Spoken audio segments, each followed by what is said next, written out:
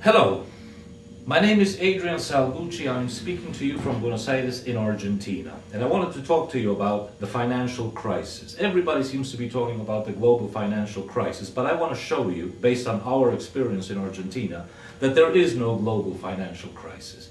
What you are suffering in the first world is an irreversible, global, systemic meltdown. There's no way of saving it. You might think, well, this is a little bit exaggerated, but I want to show you that based on our experience, perhaps we know better. I have here a coin which is 1 Argentine peso. This will buy you, well, it'll hardly buy you a bus trip in downtown Buenos Aires.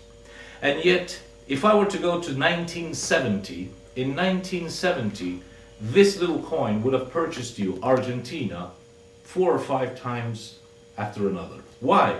Because since January of 1970, we have undergone 4 major monetary changes where they've knocked off zeros on our currency, 13 zeros to be exact.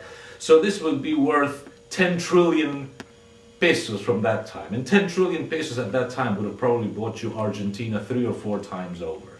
That's inflation. Actually, that's hyperinflation.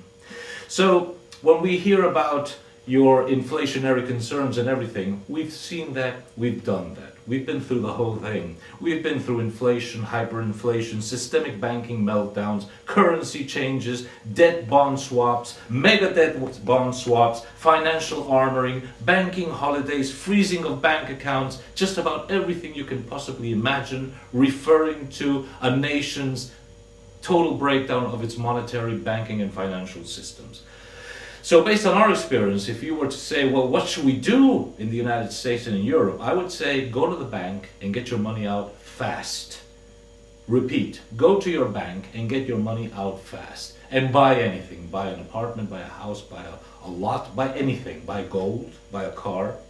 Because you see, the whole global financial system, which I have called it, or I would like to call it, extreme capitalism, to differentiate it from social capitalism, from constructive capitalism, is really a flawed model. And it's a flawed model basically because finance has usurped a place that does not correspond to it above the real economy. In other words, the financial system, the financial institutions are way above the real economy, when it should always be the other way around. Finance, the world of money, the world of banks, the world of monetary systems, should always be subordinated to the real economy of building houses, building apartments, building airplanes, manufacturing cars, manufacturing food, everything. That should always be on top, with finance below it. Today it's exactly the other way around. So in this tremendous fight of finance versus economics, finance has had the day. They've won, and now they are totally destroying you. If anything, what is happening today with the global financial system is similar to a malignant, cancerous tumor, which has now gone into metastasis. And in that metastasis, it is threatening to destroy the entire economic body, and it's going to kill it, and in the process, commit suicide, because it's also going to kill itself. We're talking a lot about Ponzi schemes. We say, oh, Bernard Madoff, a Ponzi scheme. Okay, sure, Bernard Madoff is a Ponzi scheme. But you see, the problem is, if it were only Bernard Madoff and Madoff Investments having a Ponzi scheme, it wouldn't be that bad. The whole global financial system is a Ponzi scheme. And I'm going to show you how this works. Actually, there are 4 pillars, or should I say, since we're talking about pyramid schemes, Ponzi, right? Carlo Ponzi. Let's say that a pyramid which has a base of 4 sides, that this global financial Ponzi pyramid also has 4 sides. And I'm going to describe all those 4 sides so that you can better understand. First side of the global financial pyramid. Planned monetary insufficiency. The real money in every country, the United States, Argentina, Brazil, Britain, real money is the money that is issued by the state. In other words, real hot money, let's call it that way, legal tender, which in the United States is a funny sort of money because it's issued by the Federal Reserve Bank, and the Federal Reserve Bank is a private entity. But let's say central banks issue the real money, the dollar bills, the euros, the Argentinian pesos, and so forth. The whole system is planned in such a way that there is never enough real money for the needs of the economy. There enters the second side of the pyramid. Since there is not sufficient public money, that is replaced, or that is substituted by private money. In other words, the private banking system exerts sufficient control over the state and over the central bank, over the Federal Reserve System, so as to guarantee that it will always issue insufficient amounts of money. And in comes the private banking system saying, Mr. Individual, Mr. Corporation, Mr. Government, you need money? No problem, we'll give it to you. And that's when the banks come out with the fractional reserve system and charging huge amounts of interest, whereby for all the loans that they make huge amounts of money. That's the second part of the pyramid, replacing real money, dollar bills, euros, pesos, with funny money. In other words, banking money, which grows at an exponential rate because it grows based on the fractional monetary system, the fractional banking system.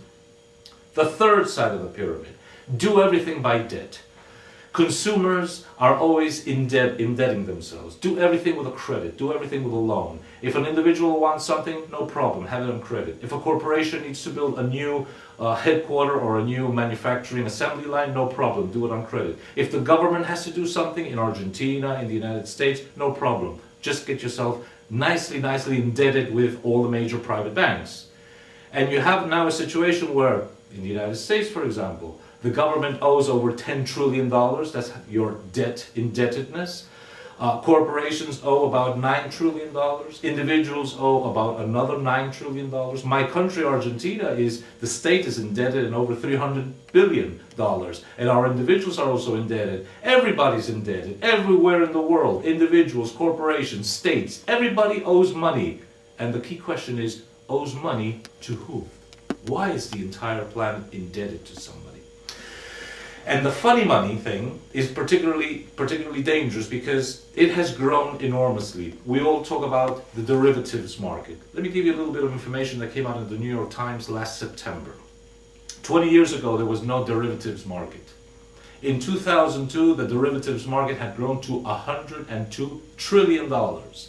And as of September 2008, when the crisis broke out, the derivatives market was $531 trillion. Do you realize that $531 trillion is 10 times the world's gross domestic product and 40 times the gross domestic product of the United States?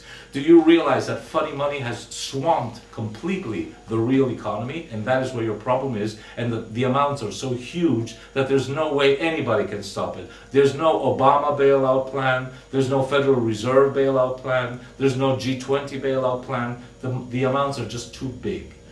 So the third part of the pyramid, as I was saying, is everybody lives on debt. And the fourth part of the pyramid is the one that we Argentinians are experts on. And I would call it privatizing the profits, socializing losses. Because since the whole thing is a model, and a model can be predicted how it will react, we know that when this Ponzi scheme is growing, there's money all over the place, there's easy loans, easy credit, everybody makes money, everybody in quotes, and when this is growing, the whole system is planned in such a way that the channels for the huge profits will go to the private bankers, it will go to the private shareholders, it will go to all the people that they want to go to. When it gets to a point where this is just going to explode, as happened to you on 15 September of 2008, and the whole thing starts collapsing, a new set of channels is activated.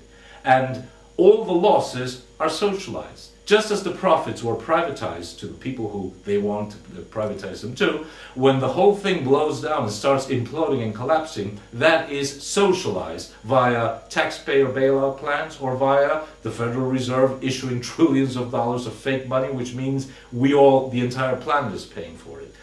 Why do we know about this more than you guys know about it? Easy. Because we've been through it. I'm 56 years old and I've lived through 3 of these crises.